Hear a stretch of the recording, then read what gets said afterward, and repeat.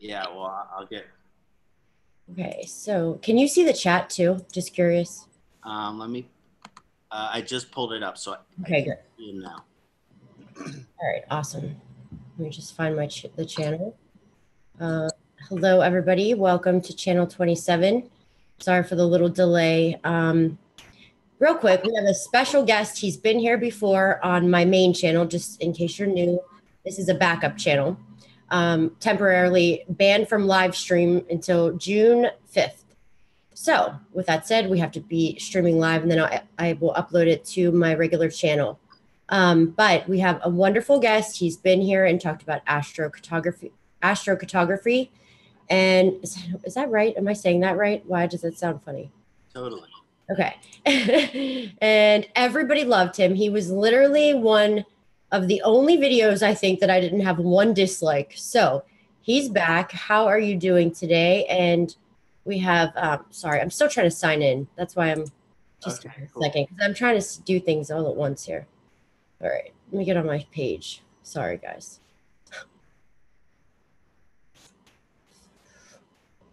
What a wonderful intro, right? and we're just gonna stop. Right. Hold on. It's really good to be back here, Heidi. I had such a fun time working with you on astrocartography, and now doing some gem therapy discussion, and met a lot of really nice people from your community that have reached out with interest in Jyotish, with interest in astrocartography. And I feel really grateful to be a part of the community and all of the consciousness awakening that you're doing through your community. Well, thank you so much. So I'm going to post all of your info. I mean, we have Ksanati, I can't even say it right now. Right. I'm just a little taken back. So we have a wonderful guest here, and he is a famous Vedic astrologer. He has been all over astrology. Oh my gosh, what is wrong with me today? Oh, sorry guys. I've been in the car for an hour. It's been a rough day, really rough day. All right. So we're going to talk about gemstones, and why don't we get moving? So go ahead. Oh my God. I just have to stop right now. I have too many planets conjunct, I think, and too many transits going on. Yeah, well, I can relate to that as well.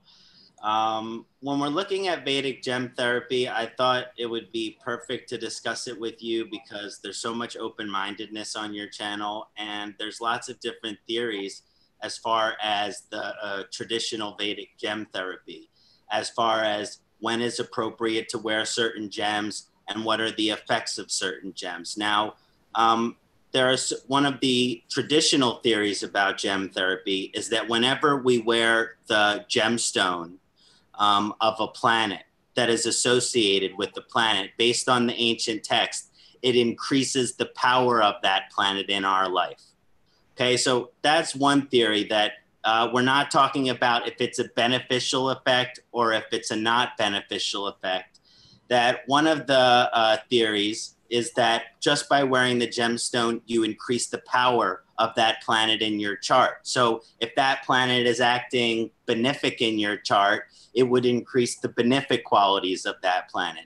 But if that planet is having a malefic or challenging influence in your chart, you wouldn't necessarily want to wear that gemstone, even if it was a weak planet, based on that theory, because that theory might increase the malefic effect. In other words, one of the theories says that you don't really wear Saturn's gemstones. If Saturn causes lots of delays in your life, setbacks, for example, the main channel and things like that, there you have Saturn in the 12th house, it's exalted, conjunct with Pluto. So there's a really strong Saturn vibration there.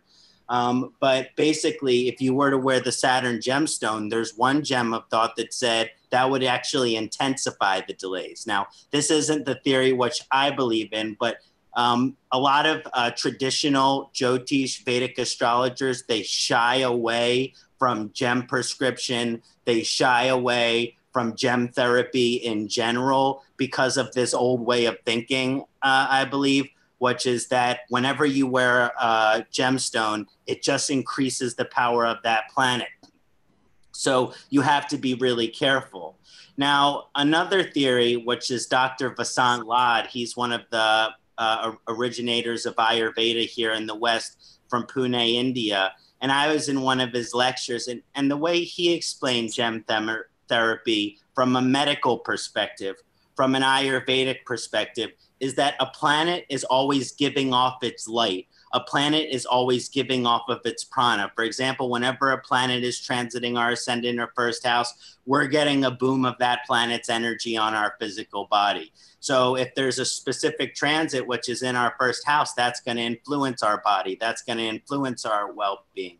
And basically, the energy from the planet or the prana is being shot down over you when it's in your Mahadasha, when it's in your sub-period, when it's transiting your first house.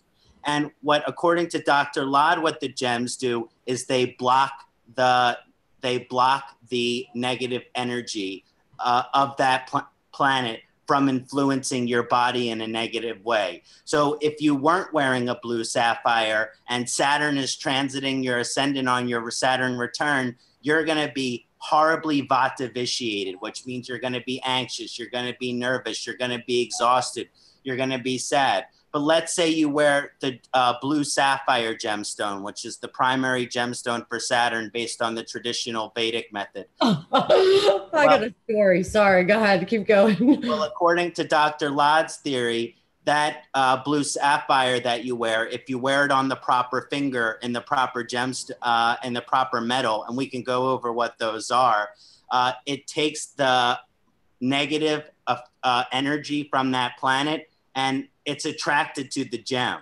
In other words, basically the gemstone contains the similar frequency as the planet. So the planet's energy is attracted to the gemstone. And so it's like a vessel. It's like a vehicle in which the gemstone energy is now being stored within the gemstone versus being influenced over your entire body or over your entire aura or over your entire energy field. So this is one of the theories that has always resonated with me, probably because I studied with Dr. Vasant Lad for many years. And so I believe that the gemstones are like vehicles or vessels for that planet's energy when it's sent down to us over our charts. Okay, so hypothetical. So it's so weird you said that because literally, okay, first of all, you know, per Western astrology, I was a Virgo, per Western, my sun sign. And we all know that that's a lot different than, well, if you watch my channel, you know, I do Vedic astrology. It's a lot different. So in your ascendants, I think just as important as your moon sign, sun sign is sometimes the least of importance. So when somebody sent me a sapphire, okay, I'm not joking, a necklace, a 3-tiered like sapphire necklace, right? And it's funny. Isn't that crazy though? So this was like last. Was it a blue sapphire? Yeah. Okay. Cool. And that's my gemstone for like Virgo, you know, it's interesting. Yeah. Would you say that's a horrible thing to wear right now because of what's going on in my chart? Well, it actually would probably never be recommended for you as a gemstone. Yeah. Because usually planets which are in Dracana houses, which are considered malefic houses, mainly the 8th and the 12th house, right. When we have planets in there, we don't usually recommend gemstones for planets in those houses. But again, going back to the different theories, that's because they believe it empowers the energy of that planet. So you would be getting more of a 12th house effect. But I think that what you wouldn't want, you know, you definitely wouldn't want. I don't need any more 12th house. However, the other theory is that the gemstone protects you from the negative energies of that planet. And I'm more optimistic and idealistic in that sense. But here's the thing. In traditional Vedic gemstone, the way that they make the ring, the gemstone has to touch the finger. Okay, it's traditionally made where the gemstone touches the finger. So if you take a look at this green tourmaline I have here, on the other side, it kind of comes through there. And also I have an amethyst here, which as you can see, it comes through on the other side. So it's kind of rubbing up against my finger there. Now, that means that the energy which is being taken from that planet and stored in the gemstone is then being processed in some way inside the gemstone and then going back into your body. So basically the gemstone is like a filter. which takes the negative effect from that planet and filters it into a more powerful, but in the long run, it increases your karmic relationship with that planet. So it improves your relationship with that planet. Now, if you have a really challenging karma with a certain planet, Heidi, is it okay if we talk about your chart for a little bit? You know it. I love that. That's my favorite thing to do. So you're currently in your Venus Mahadasha, which started in July 2000 and ends in July 2020. Then you'll go into your Sun Dasha. And by the way, your Sun's in a Mula Trikona, so it's in a very powerful position. So I'm excited to see all the fame and success that will come for you during your Sun Mahadasha. But when we're looking at the Venus Mahadasha for you, we're looking at the Venus in Virgo. And like you said, in the Western sign, you have some Virgo. And when you're looking at the Jyotish, there's some Virgo too. And we're looking at the Venus connection to Virgo. The unique thing about the Venus connection to Virgo is that Venus is a debilitation in Virgo, which means it loses some strength and it can cause some inauspicious or malefic effect. So Venus is the Lord of romantic love. It's also the Lord of marriage. So often when there's a debilitation of Venus in the chart, in one form or another, it's going to cause some challenges in the relationship. It's going to cause some challenges. Usually the debilitation Venus energy, it's more than one marriage. And sometimes it's people that don't necessarily choose traditional marriage because it's not what supports them. Kind of alternative approaches to soulmate relationship and things like that. But you're in Venus Mahadasha, and so there's a great question. Would wearing a Venus gemstone, how would that affect you? And what type of Venus gemstone would be the most beneficial for you? Now, the thing about the Venus gemstone is it's debilitated. So as soon as you start to wear that Venus gemstone, it's going to bring up all of that karma with Venus, which is challenging. Yeah. But I'll pass. But let's talk about it. Let's say if in your heart and soul, you really did want to get married and you really wanted to get married as soon as possible. Mm-hmm. And you wanted to bring that person, magnet that person towards you. Then you would start doing heavy Venus traditional remedy. So so if I was to do the gem therapy with you, we would go into a discussion during the reading. How much are you interested right now in a long-term monogamous relationship with the potential for marriage? If you said that you were really into that, then I would recommend the Venus gemstone for you. But if that was something you were not seeking, you certainly wouldn't wear that gemstone because it's going to bring that soulmate energy to you. It's going to bring that partnership energy to you. Speaking of which, diamonds are Venus's best friend. Diamonds are a girl's best friend, and diamonds are the primary gemstone for Venus.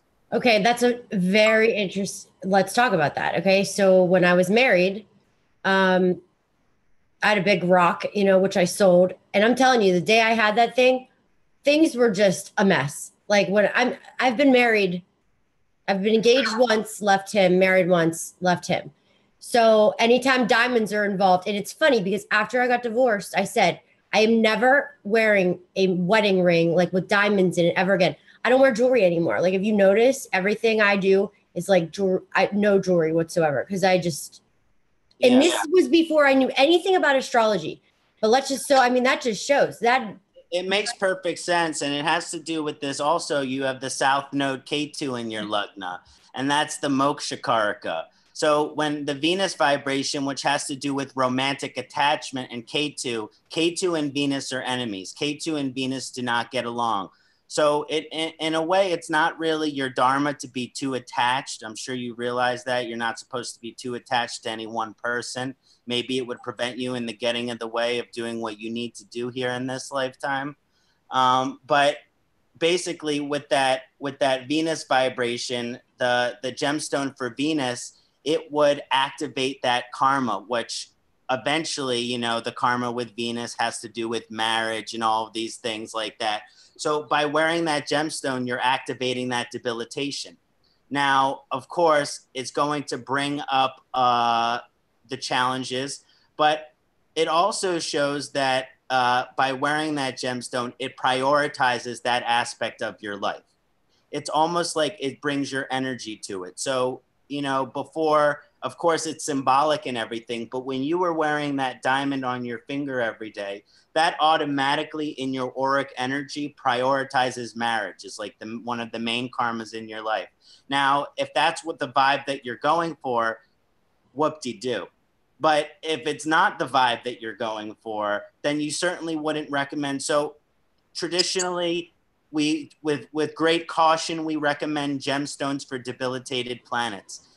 Because what it does is it brings up that debilitated karma. It brings up that challenging karma. But again, if eventually, if it was something you really wanted to work on, then there would be nothing better that you could do than to, you know, wear the gemstone and be in that committed relationship. But it's going to bring up all of the same challenges. So yeah, it's almost like it's a catch-22. Exactly. It's like the planet is the gemstone is the vessel for that planet's energy, which means even though it's getting filtered out in a more positive way, you're still getting a huge amount of that energy being attracted to you. The bigger the diamond, the more Venus energy is being attracted to you. The bigger the blue sapphire you wear, the more the Saturn energy is attracted to you. Now, a couple other points that are very important to know for the Vedic gem therapy is that the gems always have to be flawless, because it says in the ancient text, if the gems aren't of the highest quality, if there are scratches, you know, nicks and cuts like that, it increases the negative effect of that planet and increases no auspicious or beneficial effects. So, you know, everyone is very into wearing the raw gemstones, but the raw gemstones are totally cracked and nicked and everything. So you're always, you know how like with Western pharmaceuticals, they're like, this is beneficial for this thing, but the side, but the side effect is that you might die. Yeah. So true. Yeah. So it's like the same thing. Wow. So raw gemstones, there's no better gemstone for increasing the overall power of the planet, but you're getting a ton of side effects, a ton of hangover. There's going to be some side effects. When a gem is flawless, said to be no nicks, cuts, scratches, or anything, even under a microscope, then it is said to only carry an auspicious effect for that planet, which means it's only providing a medicinal aspect. Got it. So would you say that, so where do you get your gemstones then? So for all of my clients, I do a gem importing service because basically based on the ancient text, a gem has to come from a certain country to be of the highest quality. And each gem has a different country that it's supposed to come from. And it has to be unheated, and it has to be untreated, and it has to be flawless. And there's a lot of gemstone salesmen out there that want to give you not either fake gems. So all of the gems I get they're sent to a laboratory to be tested, make sure they're not heated, treated, that they're flawless under the microscope, because there's a lot of deception as far as gemstones and people just trying to make an extra dollar. So it's important that I think people work with an astrologer who actually has these sources. So I use for my clients the same sources for the gemstones that I wear on my hands and on my neck. And I got those gemstones from different sources in different countries that I've spent acquiring over the years.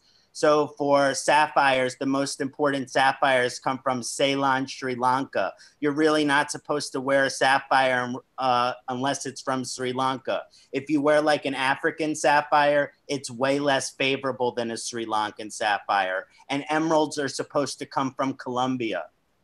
And diamonds, they come from Africa. There's lots of different Hessenites also for Rahu. They come from Sri Lanka. The cat's eye chrysoberyl, which is for Ketu, that's also come from Sri Lanka. So it's important to get the gems sourced from there where the mines are. where the mines naturally are, but that they're also tested because there's lots of fraudulent stuff going on out there.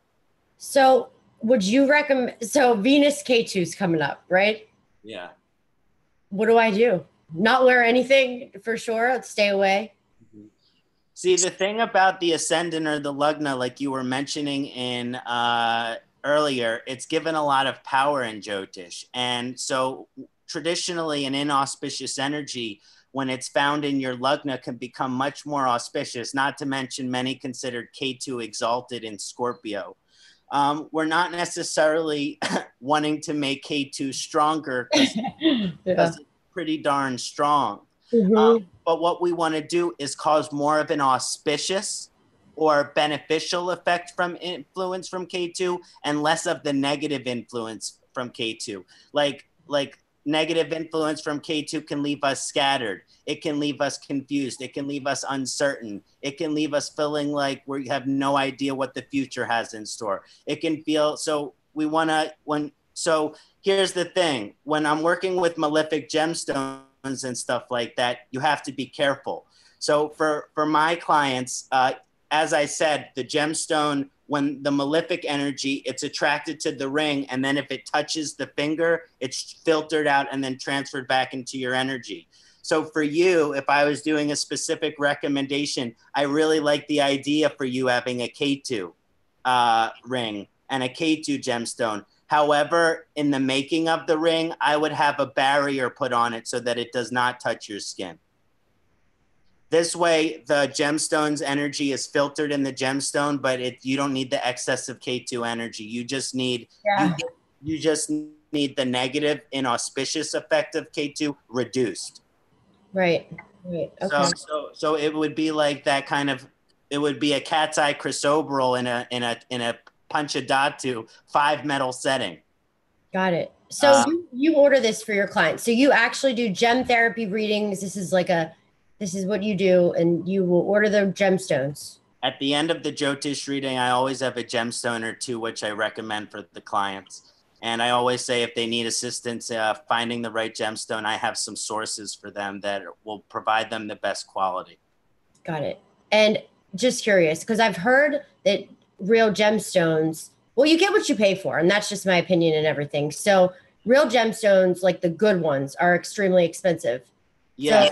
Yes, that's an excellent point. So that's why there are tertiary, in the ancient text, there are secondary and tertiary gemstones for each planet, because they realized that not everyone was of the highest caste in India, and that people of the servant caste, they also deserve to have gem therapy. Us untouchables deserve to have gem therapy too.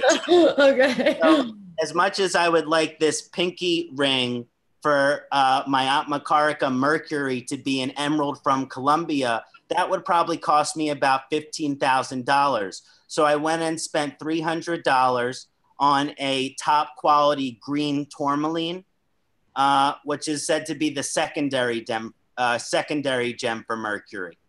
And then you have a tertiary, an even cheaper gem for Mercury, which is called beryl, which is usually only $5 to $10 per carat.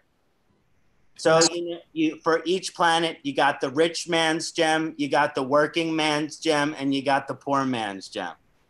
Well, at least you could get a gemstone. But then what happens if it's flawed, like you said?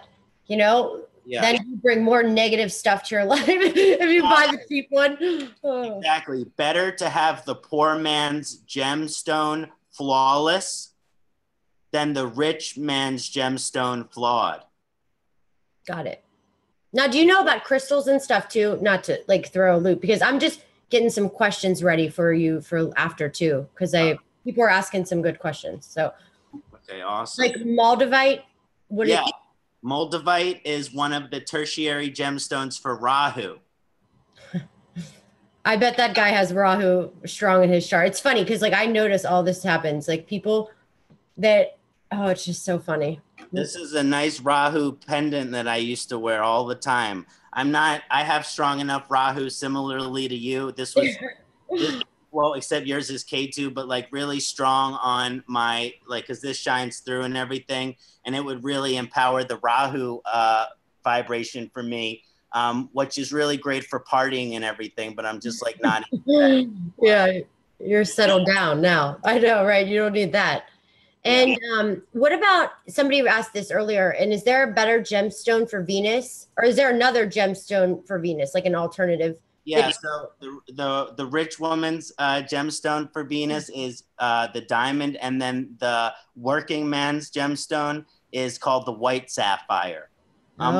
White sapphire or clear sapphire runs about $100 to $300 per carat, versus diamond, which is much more expensive than that. And then actually the poor man's gemstone for Venus is the clear or white topaz. Clear or white topaz, which is very affordable. But again, the best thing would be to have a flawless diamond, but those are extremely powerful. So for example, Heidi, you have the debilitated Venus. You wouldn't necessarily want to have a diamond and just invite all of this intense energy into your life, but maybe you would want to work with a white topaz. Okay. Maybe you would want to work with one of the more subtle vibrations of that energy. For example, I'm in Saturn Mahadasha. I'm an Aquarius Lugna. So I would love to have a blue sapphire. Again, I don't have $15,000 to spend on a really nice one. So I have Amethyst. Okay, Amethyst is the secondary gem for Saturn. So it allows me to work on Saturn in a more subtle and less expensive way. I love that. That's so funny.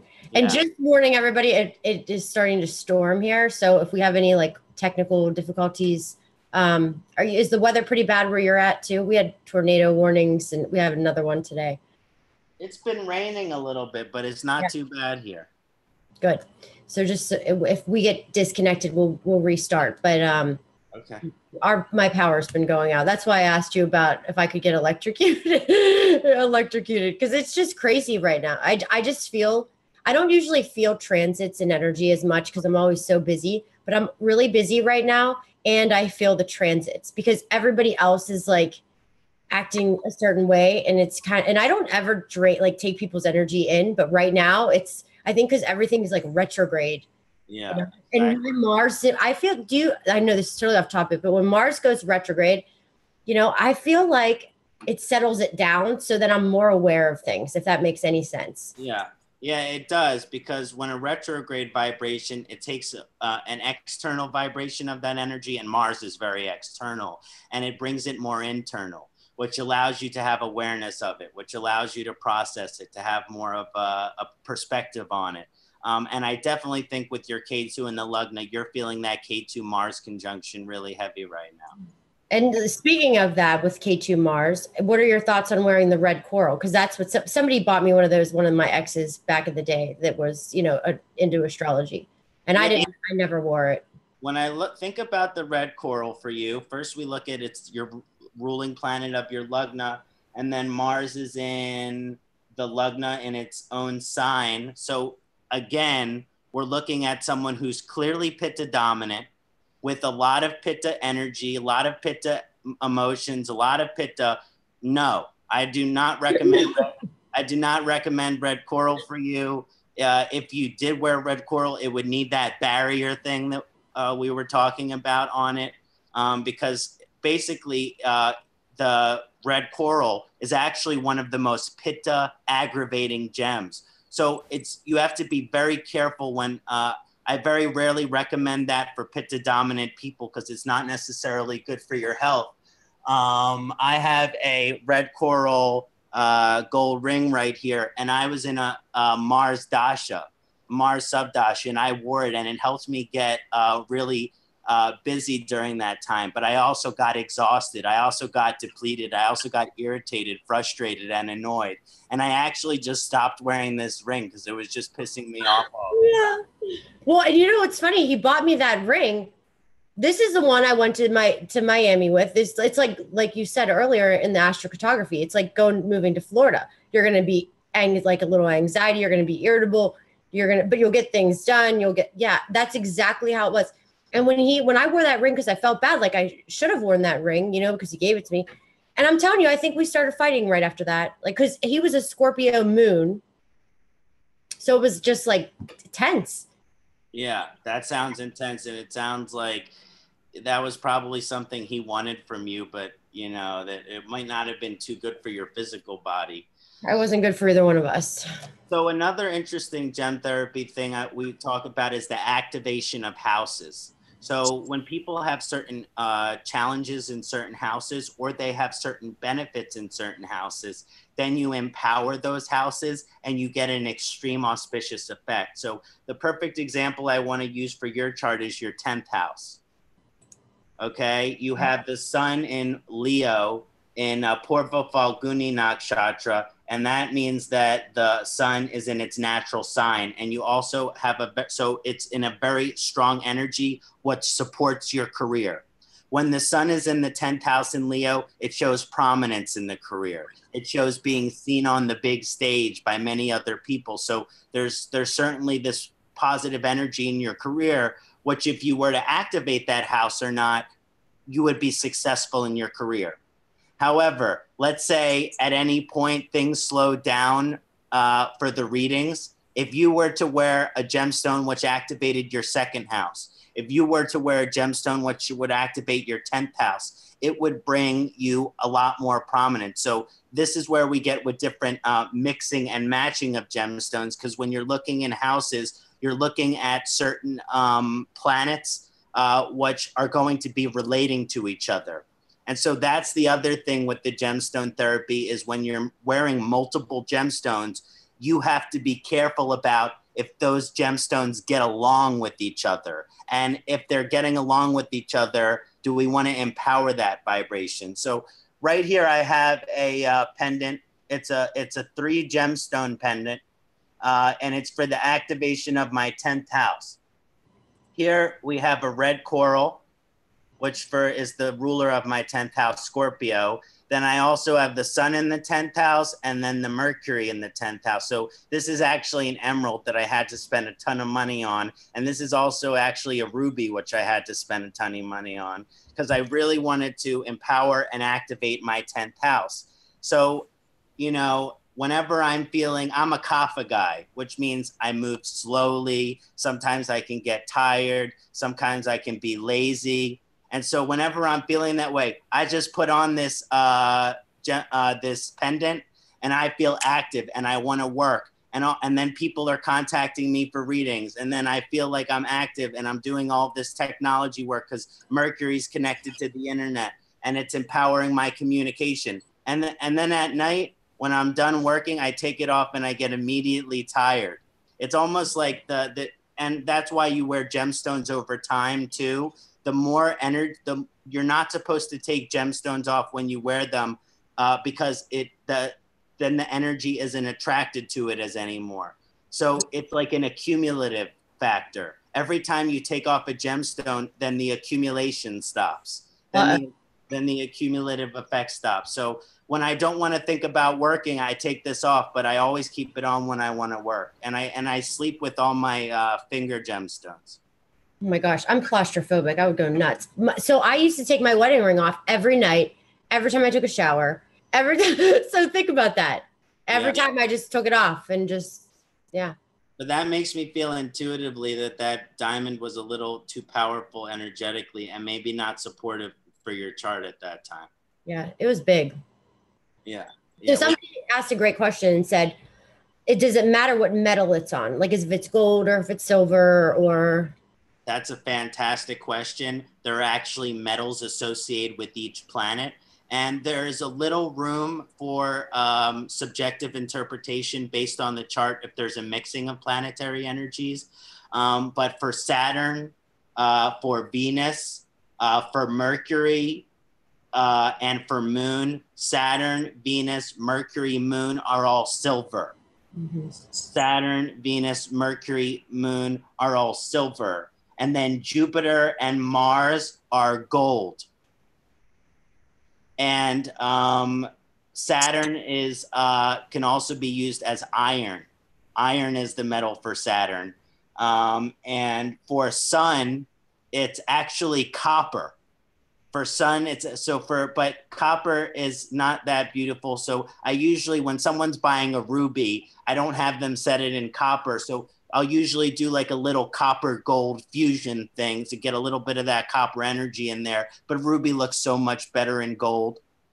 But yeah, and then with Rahu and Ketu, it says in the ancient text to wrap it in as many metals as possible. You're trying to get as much support as possible. So with Rahu and Ketu, you always want to use gold, silver, copper, iron, tin, and if possible, lead. Although we don't usually recommend lead because it's poisonous. Lead is the metal for Rahu. Oh, that's funny. That's really not funny, but it's interesting because I can just imagine. Yeah, I asked a jeweler to make a Rahu gem for me in lead, and he's like, no. No, thanks. I don't want to get sued later. Oh, that's good.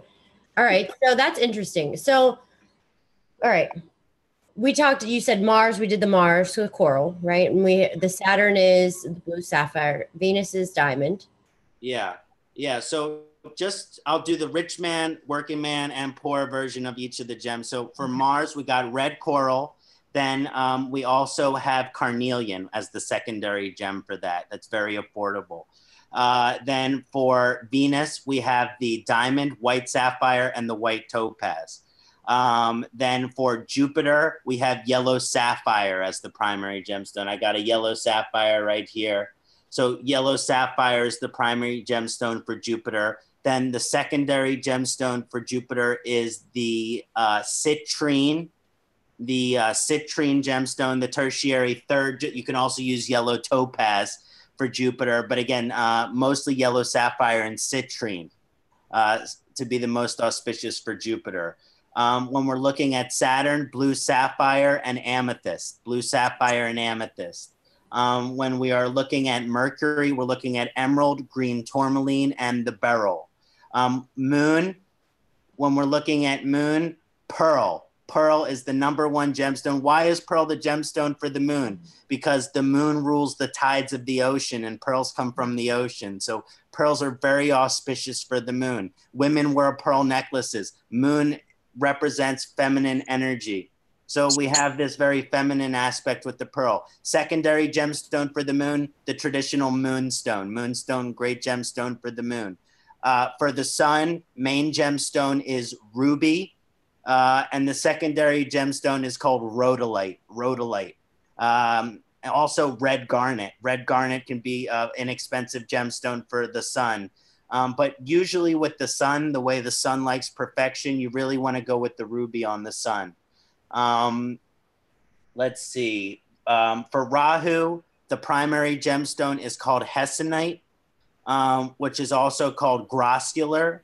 But the secondary gemstones for hessonite include Moldavite and also the black tourmaline. And for Ketu, the primary gemstone is the cat's eye chrysoberyl with the secondary gemstone of tiger's eye. Tiger's eye, right. I have one of those. Yeah, it'd be a good mala. It'd be a good prayer bead for you, Heidi. I actually had one in my car, my old car that I just traded in, and I think that's why it lasted so long. Yeah. That sounds lame, but it's true. No, yeah, definitely. I've never been one into like gemstones or crystals, and you know, it's interesting because I just always feel sometimes that Ketu and Rahu work in reverse. So I'm always like a little cautious, you know. So when somebody says to wear gemstones and do this with crystals, I'm kind of like, whoa, I don't know about that, because I notice everything with Ketu is reversed. Like if somebody says that's a good idea, it's probably not a good idea. You know, if somebody says it's a horrible idea, it might be a really good idea. And that's with Rahu, I think, too. And somebody and like, I don't think anybody can put any spells on me. I just think maybe they can, who knows? But somebody said, not with an exalted Ketu, you're not. No, you're not going to touch. That's how I feel. Yeah. If anything, you're the spellcaster. Exactly. And I'm sitting, so I get these gemstones, open them up. I have them all over my house. The YouTube channel shut down next day. It was like, boom, boom, boom, like all these things. I'm like, what the heck? You know, and I really think it could have been because of that. Not really, because I don't think there's any, it's just like more energy. Sometimes I feel like for me, can be a negative thing. Again, based on a traditional Vedic perspective, if any of those gemstones had any flaws, right, and they weren't perfect, then they were going to have some side effect from you. If you ever were going to do like a cat's eye gemstone, you would want an absolutely flawless cat's eye from Sri Lanka. And you'd probably be careful about it touching the skin as well. I wouldn't recommend that. Wow, that's interesting. So then you do the houses. So let's talk about, and you said the houses. So do you go with like the transits, like how somebody's transit are? Do you look at the dasha more so? Do you look at the rulership? Or what is the most important? I definitely look at the transit when we're looking at long-term transits with the planets that transit longer, like Saturn return and Sati Sati. So when you're looking at those Saturn return, Saturn transits, wearing amethyst gemstone is a very affordable, nice way to work with Saturn in a positive, healing way during that period. But the Mahadasha period is a really good time to work with the gemstone of that planet. Usually, if your Mahadasha Lord is in favorable dignity, which it isn't in your case, but if it was, then it would be very auspicious for you to wear that gemstone. So you're looking at empowering that time of your life. Now, again, there are some that would say that actually wearing any planet's gem during your Mahadasha of that planet helps you to achieve the rewards of that planet. It just might take you through hell to get there. But ultimately, that by wearing the gemstone, it does help you work with that planet in a deeper way. I will say though, I mean, because I look at the rewards of me getting divorced was doing this, because I never would have done this if I would have stayed, you know, I mean, I knew I had to leave, and it just is what it is. And it was a short marriage. So everything was so fast, and I just said, I got to get out of this. And I knew immediately, like I got married in Venus Rahu with Ketu or Rahu was in the 8th house. I forget which one. One of them was in the 8th house. Like you would have saw it and you would have been like, yep, exactly.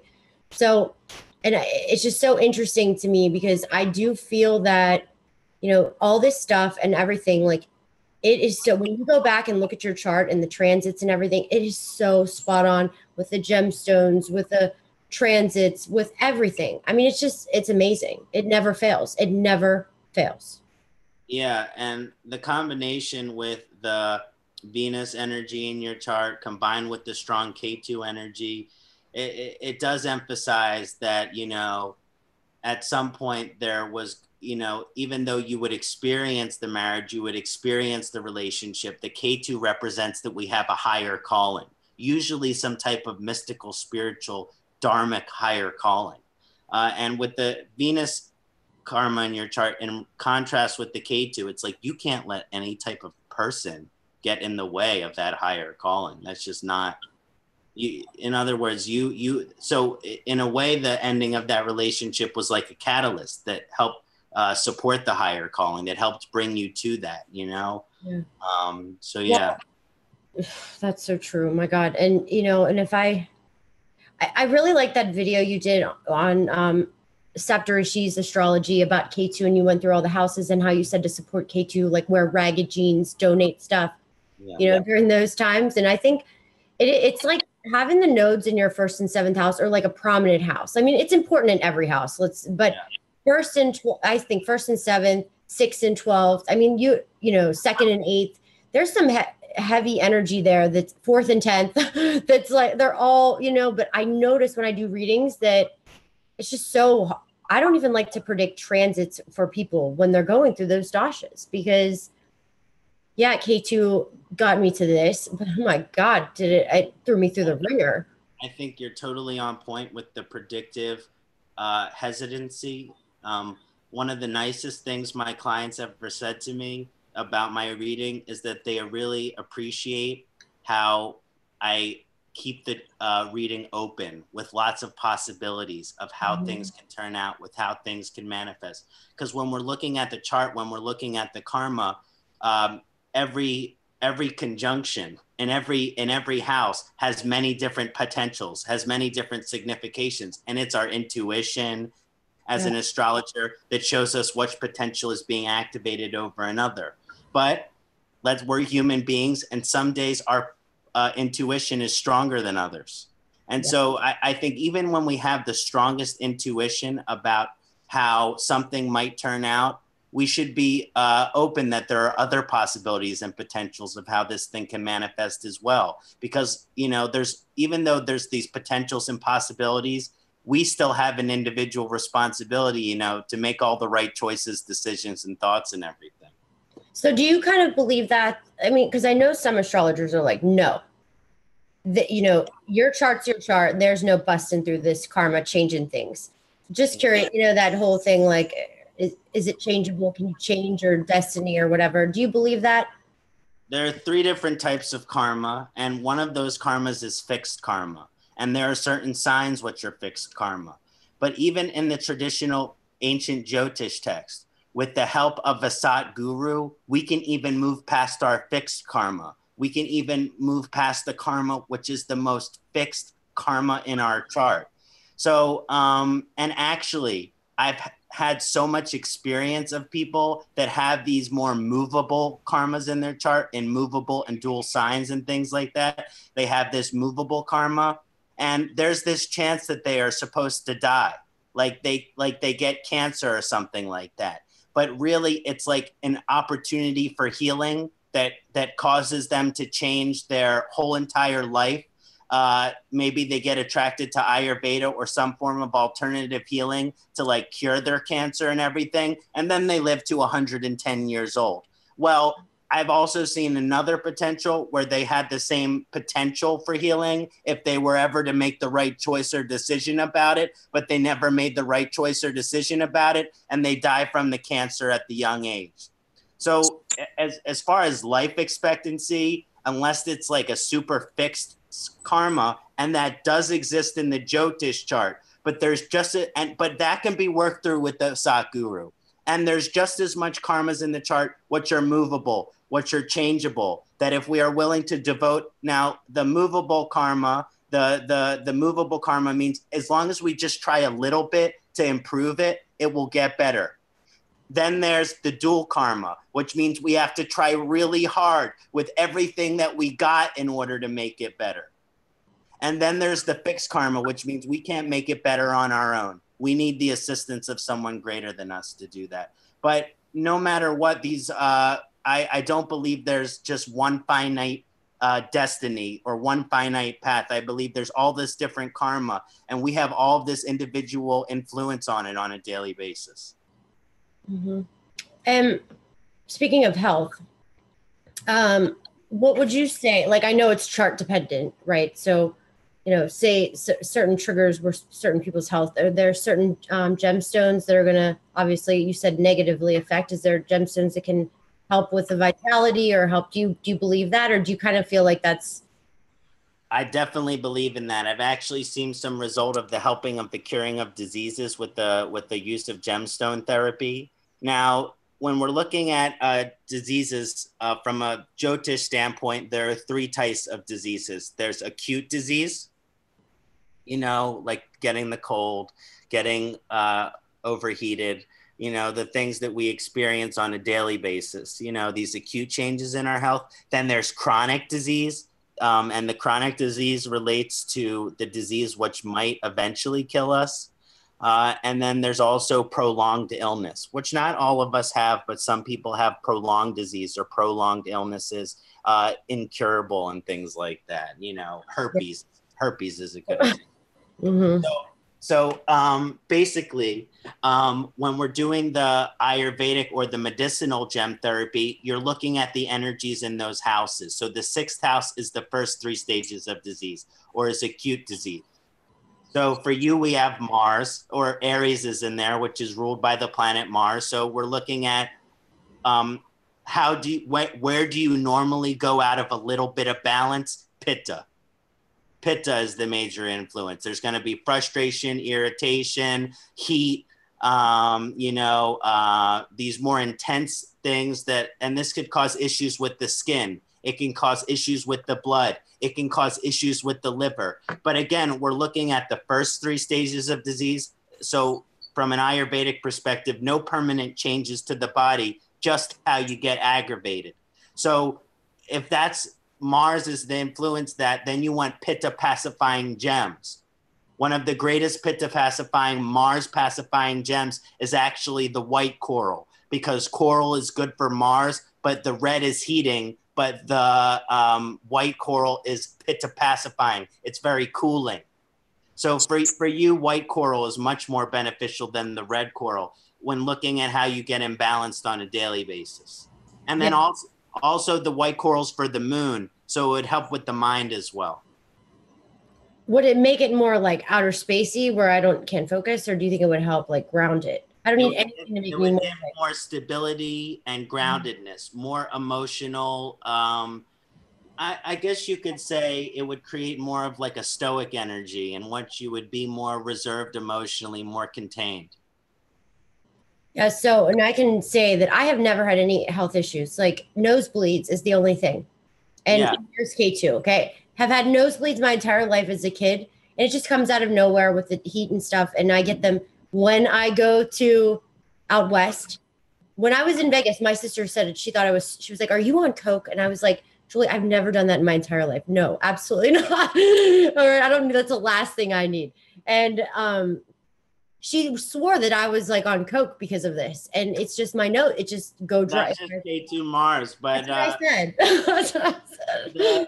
The thing is, there's no planets in your 6th or 8th house, which is always supposed to be good for the longevity and the overall health of the individual. Not to mention that the ruler of your 6th house is in its own sign, and that the ruler of your 8th house is in a positive position in the 10th house.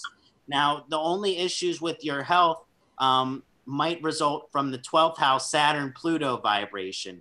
This is actually shows more like old age is the thing that, so the aging process can be difficult for those with Saturn. I'm going to not be happy about it either. I don't want it.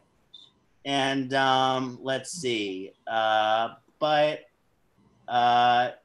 You looks like you could live a very long life. I know that you said that you probably think you're going to die young, but actually Saturn in the 12th house can give a long life. Because Saturn is Shanisharaya, the slow mover, and the 12th house is a house of moksha. So it means that you leaving this body, it's a slow process. God, I know. I don't know what I was thinking about signing up for. I mean, but see, because I don't want to live a lot, like only the good die young, type of thing. I don't want to live forever. I mean, because I don't want kids. I don't want, I feel like my time on here, it's like boom, and I want it to be done. And I'm not saying that like, in a negative way where I'm like, depressed, it's like just I've accepted it now. I know we go to a better place, life gets better. We're here in like prison to a certain degree, and look, Saturn 12th house, prison. Yeah, I just had this intuition of when your Rahu Mahadasha starts. I think you'll probably be like in your 60s or 70s, and you're going to be like, oh my God, I'm still alive. Oh, I know. I don't know. I have this like all this unfinished work to do. Oh my God, what will I do? Oh, can't even imagine. I think you might be doing some traveling. I better. I might just move to India and become like, and just go stay in an ashram.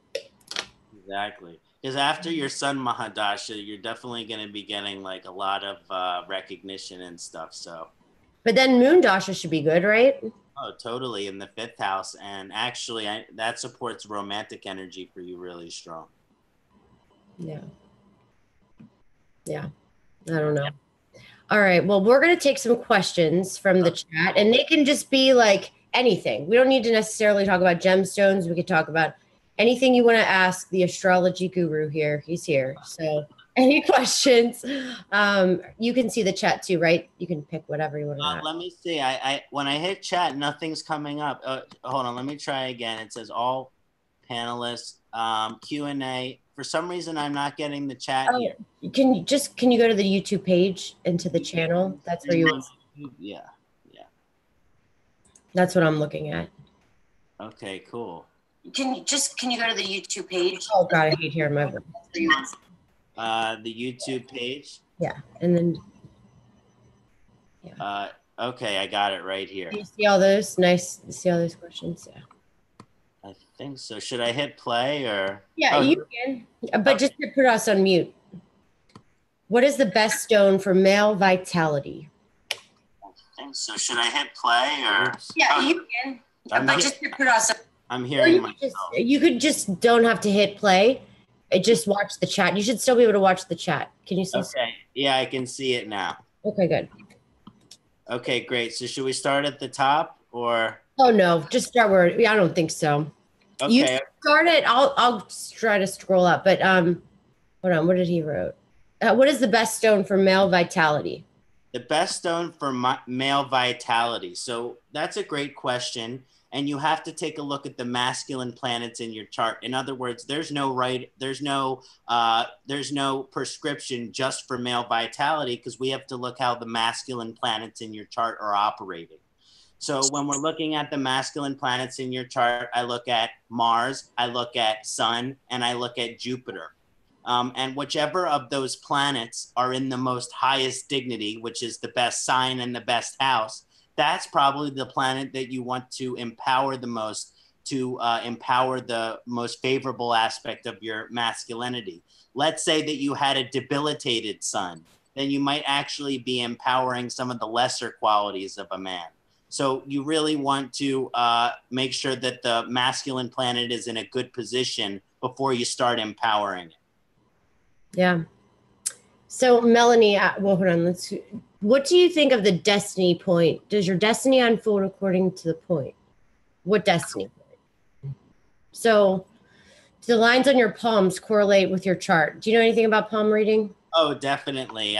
Vedic palmistry is something that I have studied briefly, like just in a little bit of detail, because Dr. Lott is so into it.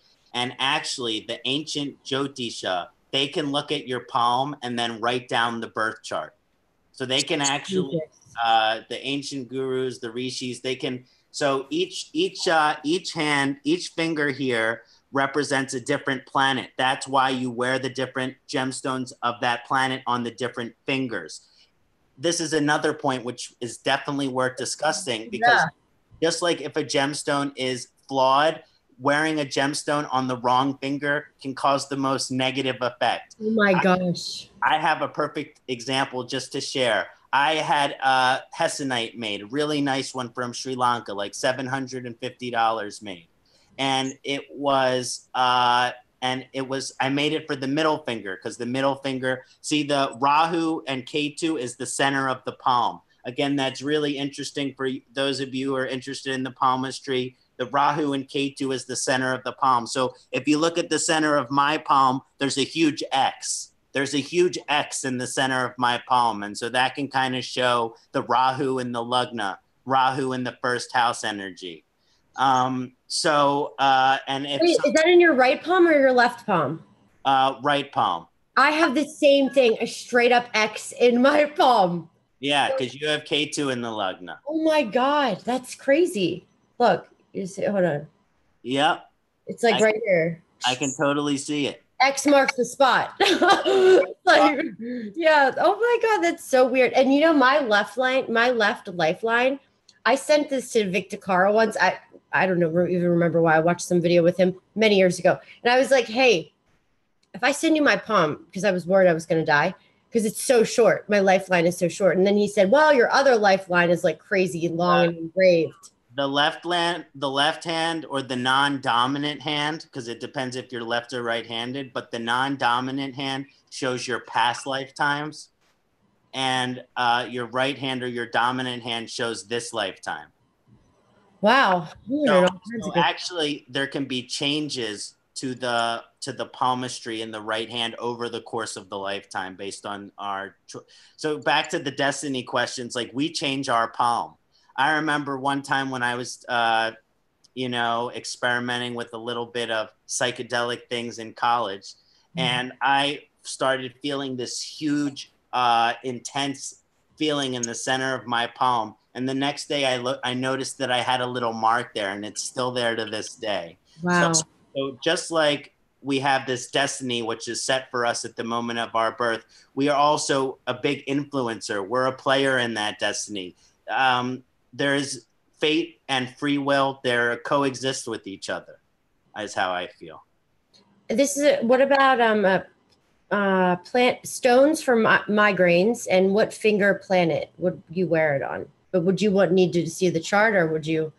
Yeah, migraines can take, there are different types of migraines in Ayurveda. There's Vata, more cold, dry type migraines. And then there's more Pitta migraines, the irritated, annoyed little, sharp little, intense little thing. And then there's the dull, my whole head is achy. That's the Kapha migraine. So there's all three different types of migraines. So we definitely would have to look at the individual chart. But before I forget, the pinky finger is for Mercury, always. The ring finger is for Sun, Mars, and Venus. The central finger is for Rahu and Ketu. And the index finger is for Jupiter. Oh, and also the pearl moon is for the pinky as well. Wow.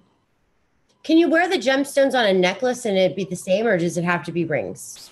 So it can definitely be worn on the necklace for the same positive, powerful energy. And actually, if it's someone's ascendant, or it's in someone's 7th house or the 4th house or the 10th house, because it's on the north, south, east, west axis, which runs on the Sushumna channel, you know, the central channel of the body, I usually will recommend the pendant.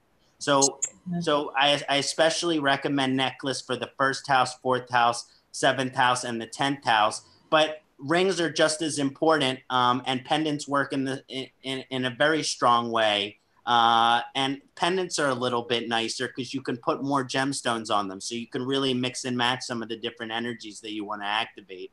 With a pendant, where if you have 2 or 3 gemstones on your finger, it just looks kind of bulky and feels weird. Yeah. That's amazing. You know, it's amazing how complex that just gemstone wearing is. And just like Indian astrology, Vedic astrology, it's just so complex. Everything about it. People just think, oh, you're your sun sign. And this is just one great example to know, just don't go out and buy a blue sapphire and think it's your birthstone. Woohoo. It's that's the curse. It's almost like, okay, here comes my conspiracy theorist mind. Okay. Just like how they twist astrology and make it Western. This is why I don't believe I've never felt like it was the right way, because I feel like the Westerns tweak it. They want to control us, and that's just how it goes. So they're not going to tell us the right information. So oh yeah, follow your sun sign. Okay. Follow your sun sign. What if it's that will make somebody weak if their sun's weak and they tell you to wear this gemstone that's not your real gemstone. Here comes my conspiracy theorist mind. But it's true. You could be damaging a child, getting them their sapphire earrings or their sapphire necklace when you have this little baby. Boom. Exactly. I was just reminded of when I got the Rahu gemstone for my middle finger, but it didn't fit my middle finger. I got the size off a little bit, and I put it on my ring finger. And literally within 5 minutes of putting it on my ring finger, it was just such a Rahu experience. I get a call from Australia from this number. I pick it up. He's like, hey, I need your help. I hear that you can help people. I'm like, yeah, I do. Jyotish, how can I assist you? He's like, I have 15 children, but I need a wife. I'm like, that's not the kind of work that I do. He's like, well, how about the astrology reading? And I was like, well, I charge, so-and-so for the astrology reading. He's like, why don't you pay me some money? I don't have any money. It was just the most confusing, foreign, strange, negative type of Rahu interaction. I immediately was like, I cannot wear this gemstone anymore. Wow, that's crazy. Yeah, and the ring finger affects your career. The ring finger affects your work. So I don't think I wanted to invite any negative Rahu influence into my work, which is already, people just talking smack and stuff like that. Yeah. Rahu in the first, it's tough for, you get the fame, but it's not you get the fame, you get the success, you get all this stuff, but it's like explosions. It's stuff that really, and just like Scorpio, but I feel like you would get, oh my God, what's this? When I'm sitting over here fuming when somebody just inconveniently texts me and just, doesn't understand my instructions on my readings. It's like, you just wasted all my time and blah, blah, blah, and I get so frustrated. And then they go out and tweet it all over the place. And then I have to go fight it in a battle, and it's so our charts too. It is. It is. It is. We're the only. It's like we want to make sure that everyone is getting the message. So, but some people just try to create conflict for no reason at all. And yeah, so I think the K2 person uses that to transform themselves and transform others, and the Rahu person just kind of ignores it. Yeah, that's so true. K2 is so much more like, I think K2 is so much more confusing to have. Like I just, even the Rahu people that I know, all the charts that I read with Rahu, all my friends that are Rahu, and they're just so much more okay. They're just like flying by the seat of their pants. They're happy. They're just going with the breeze, hitting, dodging bullets, or making things happen. But then they get bored, so that's what happens. It's like you're doing things, but K2 person is more like investigate it, psychologically analyze it, think you have people like chasing you, think you have stalkers, think you have like everybody's out to get you. It's so much because he can't see. Yeah, but it is also that there is that same challenging effect of K2 provides a certain unique type of intelligence for the K2 Lugna people.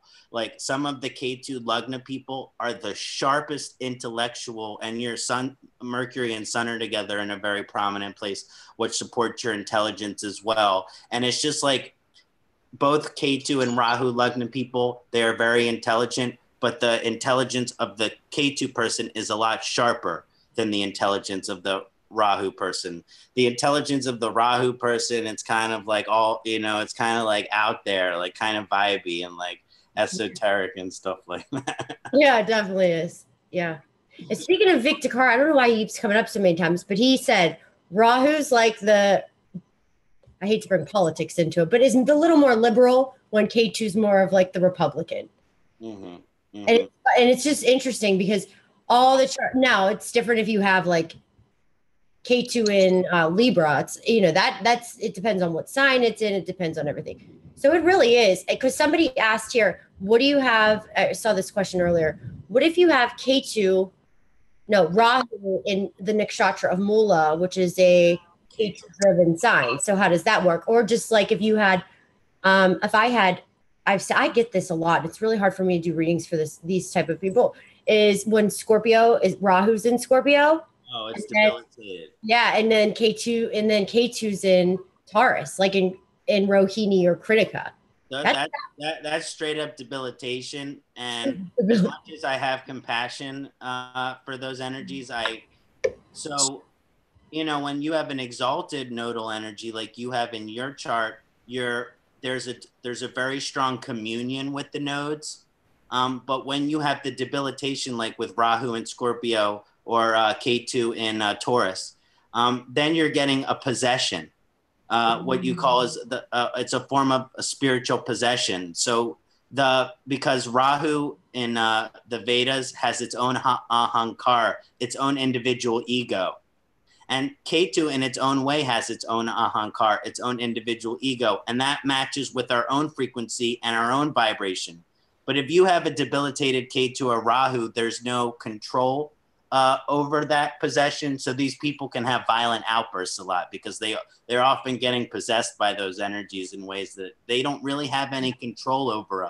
So again, it's irritating to have to work with. They're difficult. But again, ultimately, there's nothing greater that we could have more compassion for that, because that's really difficult. Yes, it is really hard. Yeah.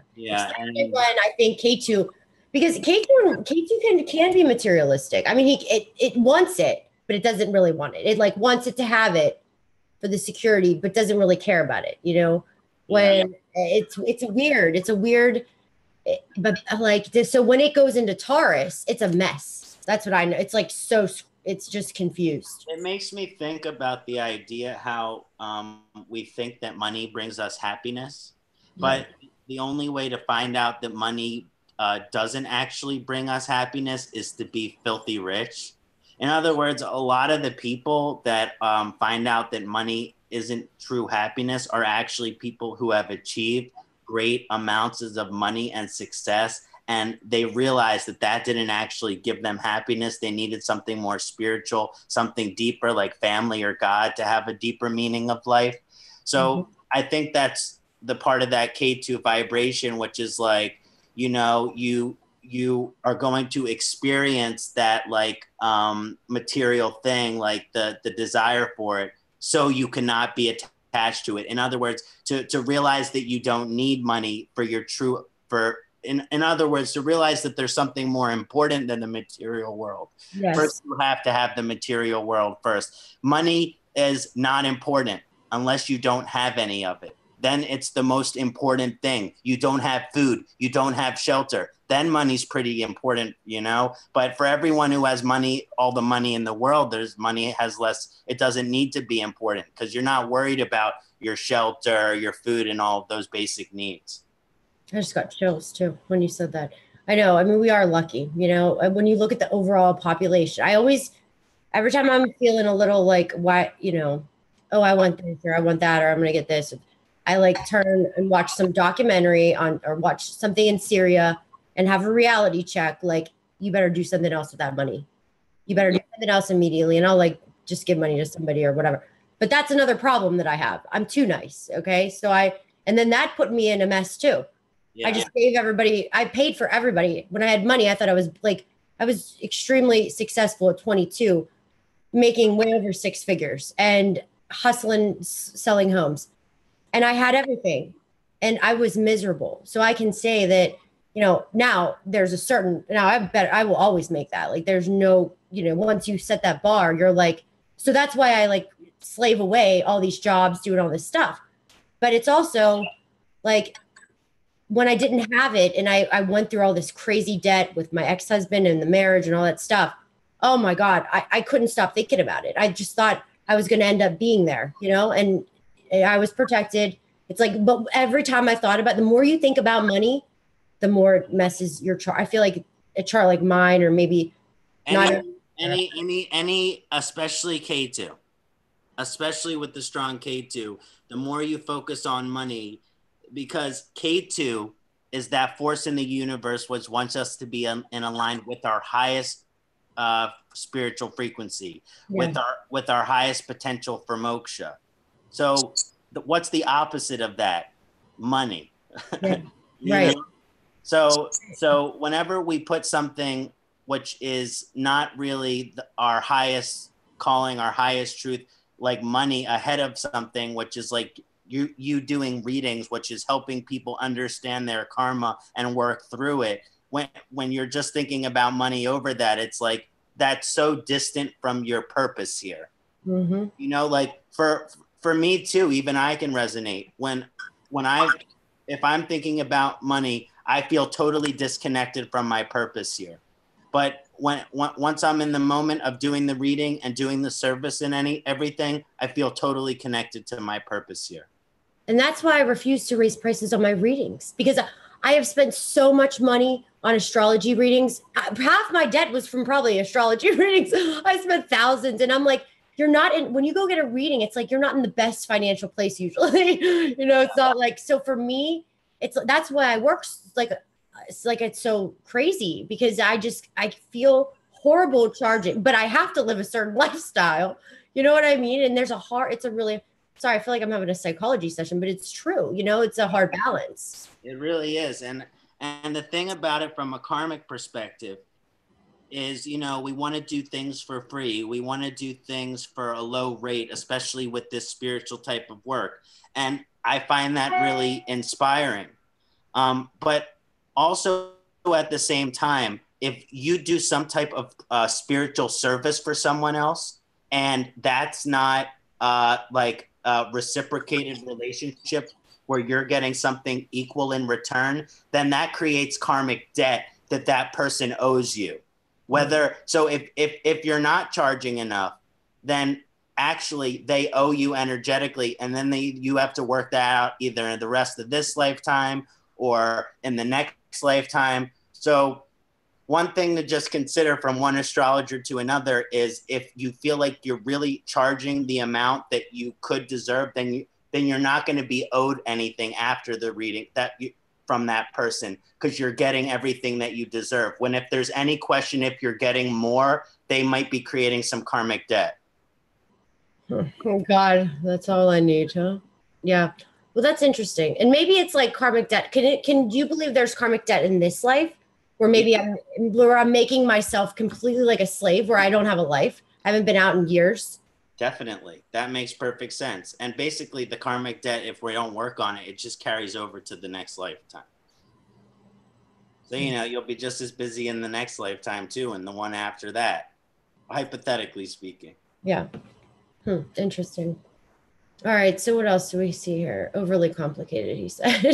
How much time? Do you have to get going soon? I think I have to go in about 10 minutes or so. Okay. All right. We'll take one. All right. You know what? In general, why don't we do this? What is your best recommendation for everybody? Because everybody talks about this whole Ketu Mars conjunction.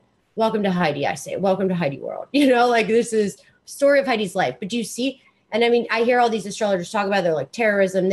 I've had astrology readings from random people like in India that told me I was going to like be a terrorist, asked me if I was a terrorist, die because of my Mars Ketu. I'm not joking. That is not even a joke. Oh God. So how do you suggest that? Because obviously it's probably not going to bother me as much as it's going to bother somebody that has, a moon Venus conjunction, if you think about it, you're kind of like a terrorist for consciousness, or you're like a terrorist for truth. And otherwise, like you're radically trying to bring truth to this world, and you're not going to let anyone get in the way of that, like by blocking your live channel or anything. In other words, you got to get that message out there that there is a radical nature to that, even though it's not terrorist, you're not creating terror, but it is radical. It's radically intense. And I do call out a lot of the sketchy stuff that goes on behind the scenes. So that's why this all happened. So it's true. But how do you suggest that everybody deals with this energy like this summer? Because this is an intense summer. Saturn retrograde, Jupiter retrograde, Mars Ketu conjunction, Mars retrograde. What do you foresee? I know this is a really big question, but so when Ketu and Mars are conjunction, it's a really, first of all, they're two of the most Pitta planets. So it's going to be one of the hottest summers as far as a predictive aspect. We're talking about heat stroke. We're talking about sunburns. We're talking about you better watch how hot it's going to be because it's going to be really, really hot on a hot summer's day. You have to be careful about hydration. You have to be careful. So Ketu and Mars are also the planets of surgeries and accidents. So we're all accident prone. We're all vulnerable to these accidents right now. And it's usually when you're not paying attention. The Ketu is blind in the sense of it's a tail with no head. And when we can't see with our head, we can't see with our eyes, which means we're using our intuition. And Ketu has this really strong intuition. Partially, Heidi, why you feel fear of thunder, fear of certain things like that, because it's an intuitive protective mechanism. It's also an irrational fear. And it's hard to know the fine line between a protective mechanism and an irrational fear. Yeah. But the Ketu Mars conjunction is going to activate that really strong for all of us right now. So with Ketu and Mars, it represents accidents when we are rushing. Okay, when we are doing things too quickly, when we are moving through things and not taking our time. So it shows a heavy time for car accidents if we're speeding. It shows a strong chance that we're going to miss something in terms of what we need to do if we're trying to rush to get something done. Yeah, that's true. It's also a time there's no better time for you to get as much done as possible. You just want to not rush through things, there's a vulnerability here towards accidents, towards rushing through things. And it's just kind of this overall suggestion, which is like, slow down. The summertime is about enjoying nature. It's also very close. It's also very beneficial with these energies to be close to the water because Ketu fire and Mars is fire. So you want to be close to the water. So this summer, everyone go to their local beaches. everyone go to their, get in the ocean, go swimming, stay hydrated. Let me give some advice, just because I'm a K2 Mars, and I thought one time I had parasites.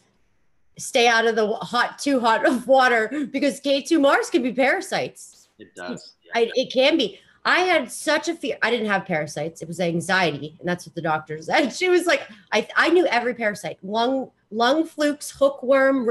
My friend's cat, like, I diagnosed the parasite the cat had. I'm not even joking. This is like crazy, but that's another thing K2 Mars can do, make you obsessed with certain things, don't you think? Sure. You can just think you have this, or you get on. K2 Mars is same with the Rahu moon or Rahu Mars. They call it the hypochondriac. Yeah. Which basically, though, is a protective mechanism again, and K2 represents our past lifetime karma. Mm-hmm. So what you're dealing with potentially is what is called a samskara, or a karmic impression left on your past lifetime. You're afraid of thunder, you were shocked by thunder in your past lifetime. You're afraid of water, you died by drowning in the past lifetime. So, these are inherent fears that we carry with us, from one lifetime to the other. On one side of it, it's irrational, because why to be scared of something that there's a 0.001% chance of us happening? But from a karmic perspective, we know as spiritual beings here that the chances are higher than those scientific percentages. So it's a balance there. But the overall energy during this K2 Mars, which is really consistent through the entire summer, is to really stay cool, stay calm, stay collected, avoid excessive amounts of heat, enjoy a pitta pacifying, cooling diet, and avoid rushing through anything, because there's this vulnerability to accidents and things like that. Do you think Mars K2 could be a tsunami? Definitely. And actually, when the day Mars and Ketu went into conjunction, there was a volcanic eruption in Hawaii. Right. And so tsunami, volcanic eruption, earthquake, hurricane, all sorts of these more rainstorms, electric storms. Electric storms are really big with Mars K2. That's why you're afraid of them. So there's all of these indication of natural disasters during this period as well. So it's going to be a rough summer, hands down. Go to the water, but get a life vest. Get a boat. Get a boat and a life vest. Yeah. Because of all of the anger that's brought up when Rahu is Mars, I'm worried about some local terrorism. Yeah, true. Very true. Yeah. All right. Well, thank you so much for coming on Channel 27 again. We love talking to you. I know this was completely kind of casual, but the gemstone is definitely, it's awesome to learn about. So I'm going to post all your websites in the chat, and I'm going to pin the comments so people can get readings. I saw a lot of comments in here that people said they're getting readings from you. So I'm going to pin it in the comments. So it will be the first comment at the bottom of the screen. I'm going to go post this on my other channel. It's going to be there too. And it's going to be in the description box. So thank you so much, Heidi. And I'm really looking forward to, doing more of these sessions. It feels like we just get in a really sweet vibe, and we're just, we'll start on one topic, but we'll just totally follow it into this vibration, which is what are we dealing with right now? How can we support the community? And I really enjoy this time. So thank you so much. Always fun. Thank you.